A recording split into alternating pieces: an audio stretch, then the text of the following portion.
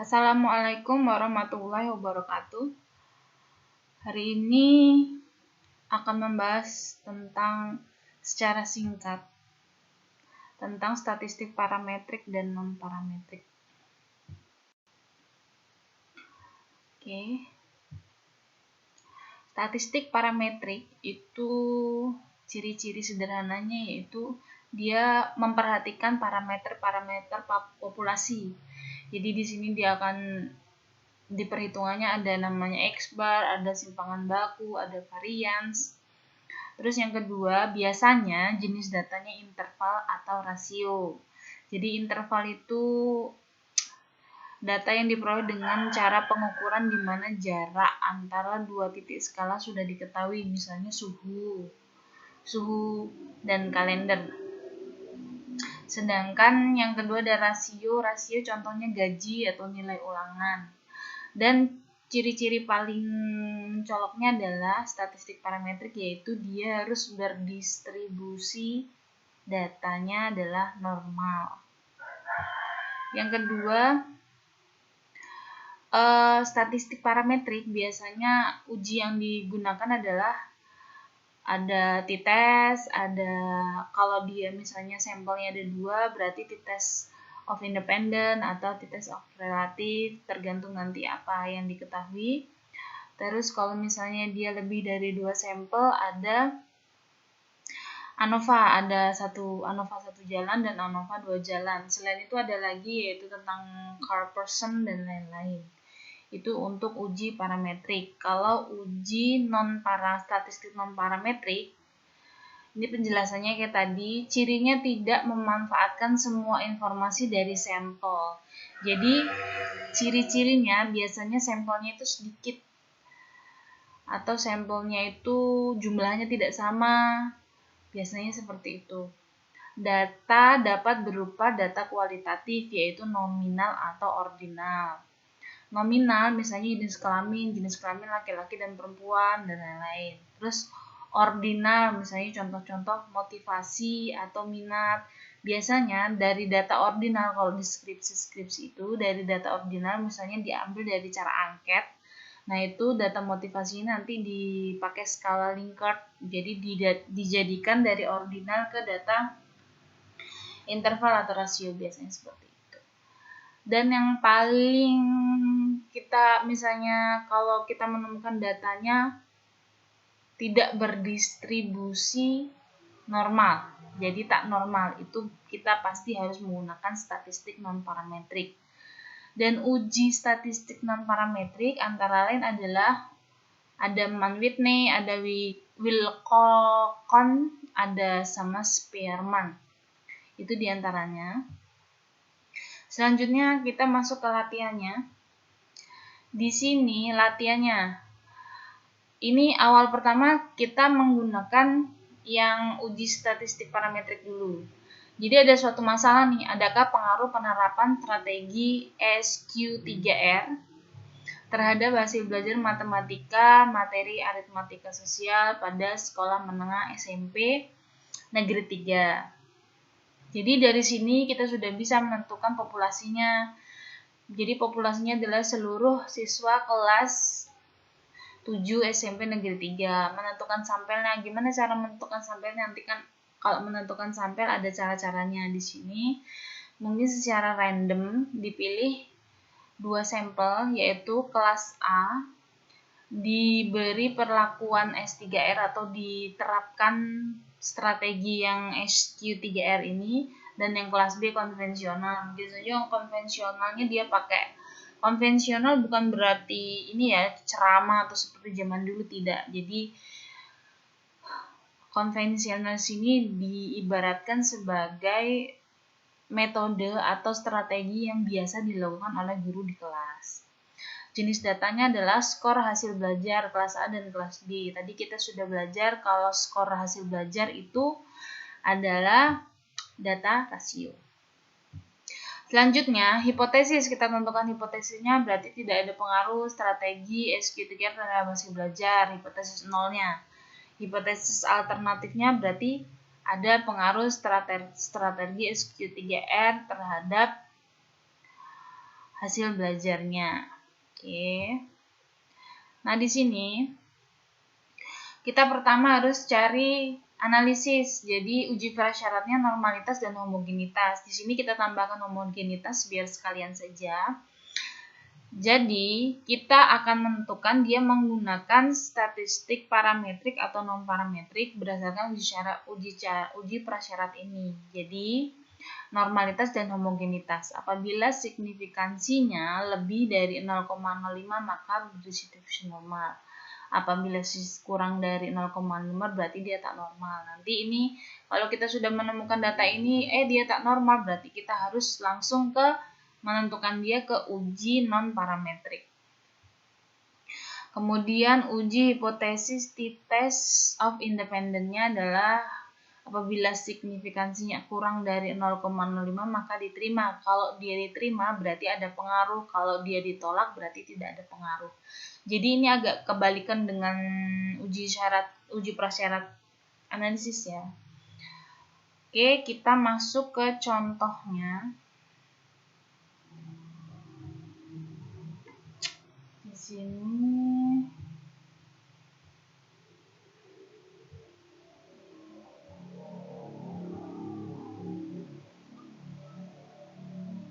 saya sudah mendapatkan datanya seperti ini. Jadi ada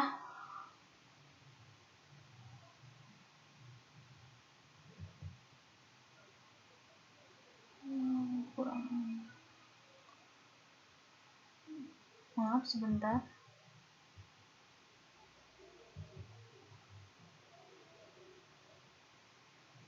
Jadi data seperti ini ada nilai A atau nilai kelas A. Jadi nilai A itu tadi yang diberi perlakuan SQ3R, sedangkan nilai B yang tidak diberi perlakuan atau konvensional ya. Ini dimisalkan mendapatkan ini masih dalam format Excel. Untuk lebih gampangnya, pertama-tama harus kita taruh di Excel untuk nanti ketika di copy pastekan di SPSS-nya lebih gampang. Selanjutnya kita buka SPSS. Oke, seperti ini. Pertama-tama adalah kita klik variabel view, kita tuliskan hasil. Kita ganti di labelnya adalah hasil belajar. Yang kedua adalah kalau seperti ini kita kodekan untuk kode A, misalnya untuk 1 itu untuk kelas A ya. Jadi 1 kelas A pengkodean. Oke, yang kedua B2. Jadi ini tidak akan merubah suatu nilai, jadi hanya pengkodean saja. Kita tuliskan di sini. Oke, 1 dan 2. Selanjutnya di sini kita tulis adalah kelas. Kelas di sini kelas, tapi di sini kita ubah menjadi karena ada 2 kelas ya. Jadi 1 untuk kelas A.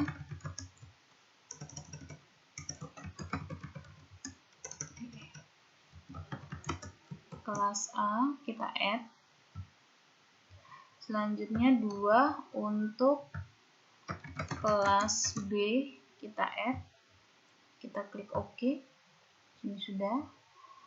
Kita lanjut ke di bawah, nggak kelihatan ya.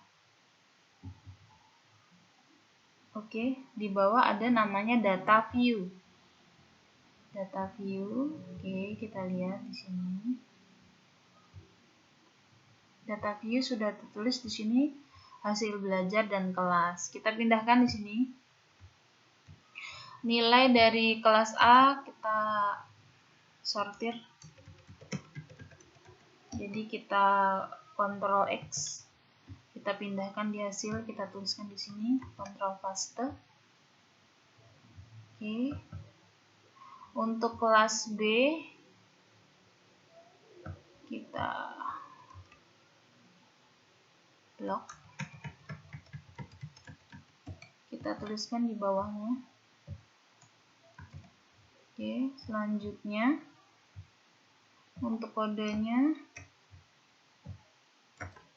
kita tuliskan di sini. Ctrl C.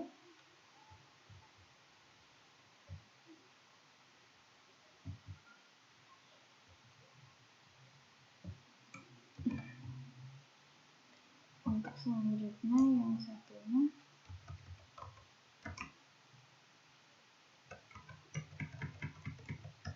Ctrl C. Oke, Ctrl paste. Sudah. Apabila sudah seperti ini, sudah dilihat.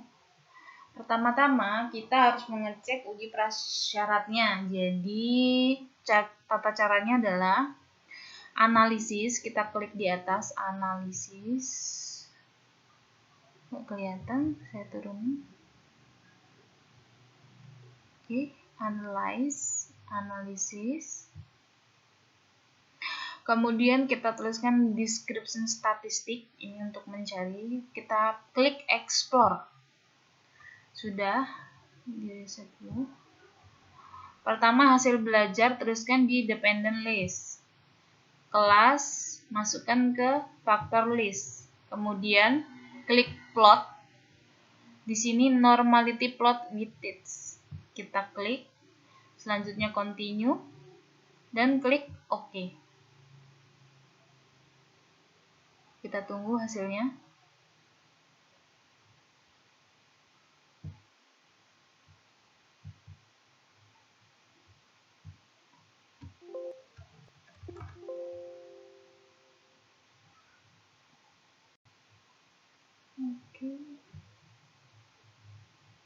Oke.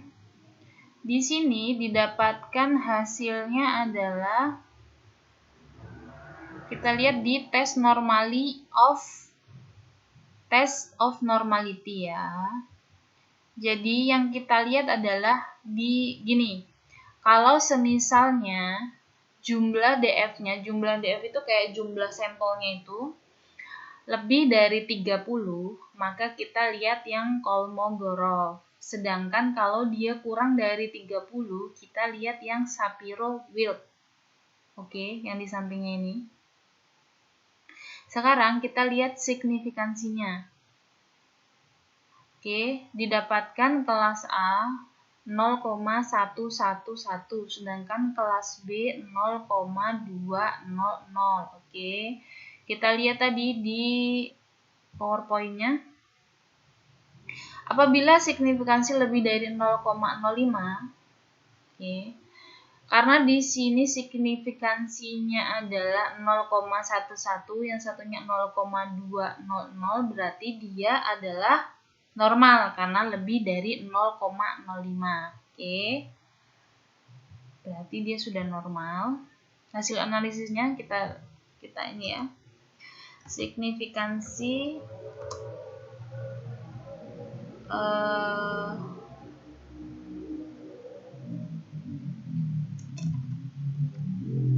hasil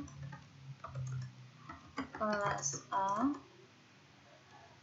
signifikansi 0,111 lebih dari 0,05, maka distribusi normal. Oke, kemudian hasil dari kelas B, signifikansinya 0,200 lebih dari 0,05, maka distribusinya normal. Oke, ini yang kita dapatkan dari data tersebut. Selanjutnya kita balik ke SPSS-nya lagi. Di sini kita akan mencari homogenitas sekaligus uji hipotesis. Caranya adalah analyze. Di sini kita klik. Selanjutnya compare means, kita tulis independent sample t-test. Oke. Kita reset dulu. Pertama, hasil belajar kita masukkan ke tes variabel. Selanjutnya, kelas kita masukkan ke grouping variabel. Di sini define groupnya kita ganti. Grup 1 kita tadi sebagai 1 dan grup 2 sebagai 2. Oke, selanjutnya continue. Kita klik OK. Kita tunggu hasilnya.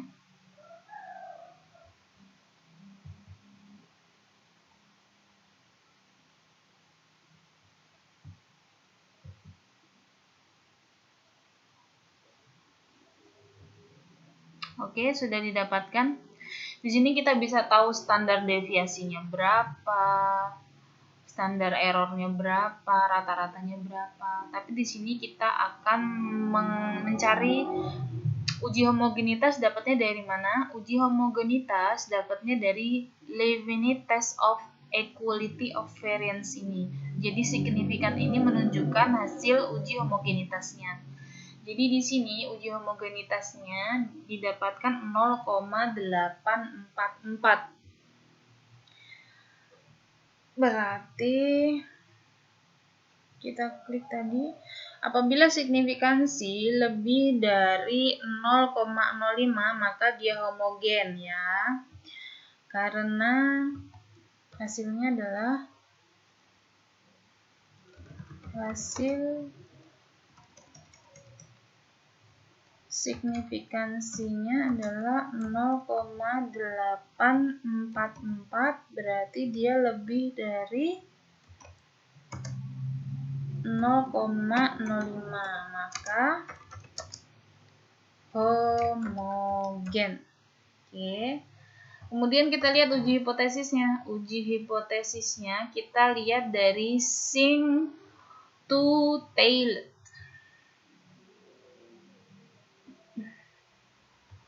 Singh to Taylor-nya adalah, jadi kita lihat dia semuanya 0,800. Berarti apabila signifikansinya kurang dari 0,05 maka diterima. Sedangkan apabila signifikansinya lebih dari 0,05 maka ditolak. 0,8 itu dia lebih dari 0,05 maka ditolak. Jadi kita dapatkan ini hasil dari uji coba sini. Jadi kita tidak melulu apabila ada suatu penelitian hasilnya apabila ditolak itu buruk, tapi tidak seperti itu. Bukan berarti gagal, kemungkinan konvensionalnya itu metodenya lebih baik untuk digunakan di kelas tersebut. Oke, kita coba di sini uji hipotesisnya kita tulis. Karena apa signifikansinya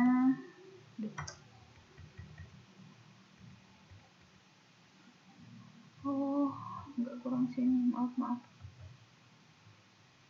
Oke, signifikansinya 0,800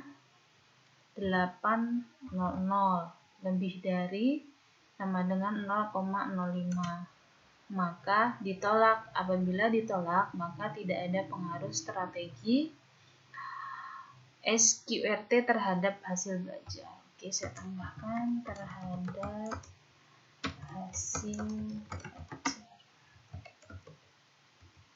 Ini adalah merupakan kesimpulan dari perhitungan. Jadi kesimpulannya adalah tidak ada pengaruh strategi SQ3R terhadap hasil belajar aritmatika. Saya tidak tuliskan full ya, supaya bisa kelihatan oleh kalian. Oke, itu terkait dengan statistik parametrik. Selanjutnya, saya akan mencontohkan bagaimana soal dalam bentuk statistik non-parametrik. Pertama-tama,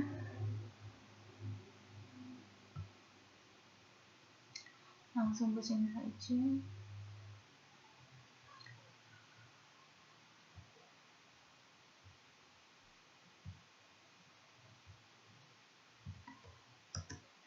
Oke.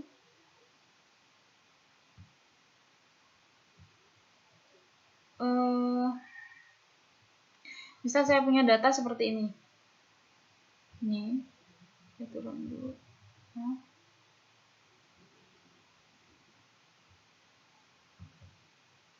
Oh, saya tulis di sini saja. Ini saya hapus dulu biar kalian tidak bingung caranya. Dulu. Oke. Caranya hampir sama, cuman di sini hasilnya yang berbeda. Jadi, contoh di sini ada 2 hasil nilai ulangan. Jadi, tapi di sini sampelnya sedikit, sampelnya hanya 10 saja. Jadi, total sampelnya hanya 20. Atau soalnya dalam bentuk yang lain. Pertama-tama kita harus sama kode A dan kode B. Di sini 1. Kita nih belum tahu dia misalnya dia distribusi normal atau belum. Jadi kita coba dulu. Oke, di sini seperti ini. Selanjutnya kita variabel view-nya kita tulis di sini seperti yang tadi, yaitu hasil. Di sini dimisalkan hasil belajar. Selanjutnya ada kelas. Tidak menutup kemungkinan kan sekarang kelas itu jumlahnya 10 orang. Kelas ini hanya sebagai percontohan statistik parametrik seperti apa. Oke, 1 di sini untuk kelas A kita add seperti yang tadi. 2 kelas B kita add. Oke. Selanjutnya kita lihat data view. Kita naikkan ke atas. Oke. Data view-nya seperti ini. Kita copy paste. Jadi alangkah enak memang datanya sudah dimasukkan ke Excel. Jadi kita tinggal copy paste.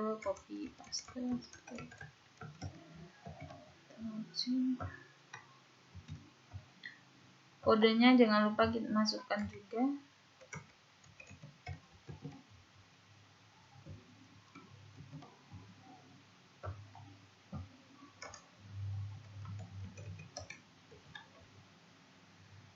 Oke. Sudah seperti ini. Kita lihat. Pertama-tama kita membuktikan dulu bahwa dia normal atau tidak. Kalau dia tidak normal berarti kita pakai non parametrik. Oke, hasil kita masukkan di sini, dependent list-nya, kelasnya kita masukkan ke sini. Kita plot normality plot. Continue, kita klik OK. Oke, kita lihat di sini.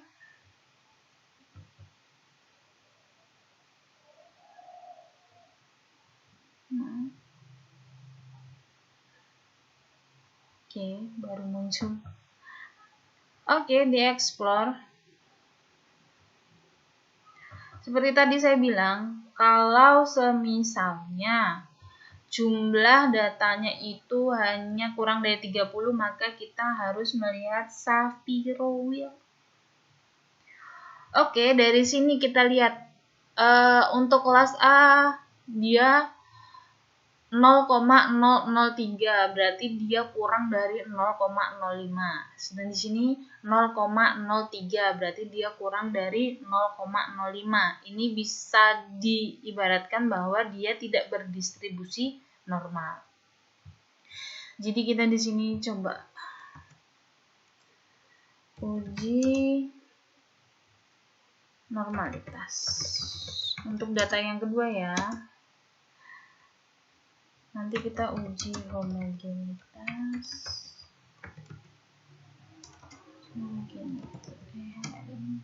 Kalau sudah. Oke, kita tuliskan di sini signifikansi untuk kelas A. Signifikansi kelas A. Hasil belajar kelas A ya. Kita kan ngelihatnya dari hasil belajar. Signifikansinya 0,003, berarti dia kurang dari 0,05. Maka tak normal. Selanjutnya, hasil belajar kelas B, signifikansinya 0,032, maka dia kurang dari 0,05, maka tak normal. Kemudian, kalau sudah tahu bahwa tak normal, maka kita bisa memilih memakai ada Mann-Whitney tadi yang Spearman dan lain-lain, Wilcoxon dan lain-lain. Di sini saya akan mencontohkan menggunakan Mann-Whitney ya, soalnya yes, kebanyakan menggunakan itu. Jadi di sini kita klik analyze. Kita cari di sini non parametric test. Kita cari independent sample.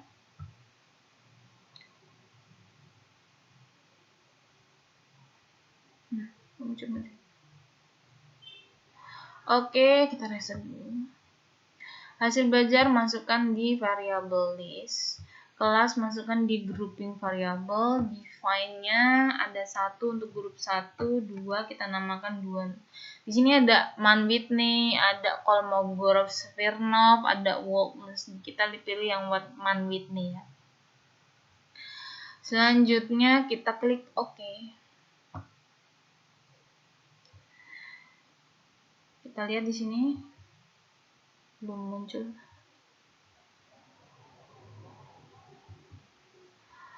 Di sini sudah ada namanya Mann-Whitney test. Yang kita lihat adalah asim site-nya, bukan exact, bukan 6-nya. Di sini yang asim site. Jadi untuk uji hipotesis dari yang Mann-Whitney,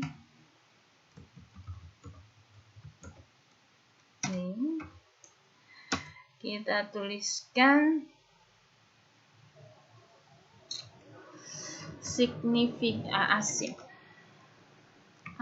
asim signifikannya 0,026. Itu kalau menurut tadi kita di sini, apabila signifikansi kurang dari 0,05. Berarti kan dia kalau 0,026 kan kurang dari 0,05 ya. 0,05 maka diterima. H0-nya diterima ya. H0 diterima. Berarti kalau itu tadi judulnya adalah pengaruh model ini terhadap hasil belajar, berarti dia diterima, berarti ada pengaruh seperti itu. Itu untuk statistik parametrik dan non-parametrik. Maaf, untuk contoh yang non-parametrik tidak begitu spesifik, maksudnya soalnya dalam bentuk apa, hipotesisnya seperti apa. Jadi itu hanya perumpamaan. Kalau misalnya dia tidak berdistribusi normal, kalian bisa menggunakan perhitungan, yaitu ada macam-macam di sini perhitungannya, tergantung non-parametric test. Ada chi-square, ada binomial, ada range. Apabila ada sampelnya cuma 1, sampelnya banyak, seperti itu. Terima kasih. Wassalamualaikum warahmatullahi wabarakatuh.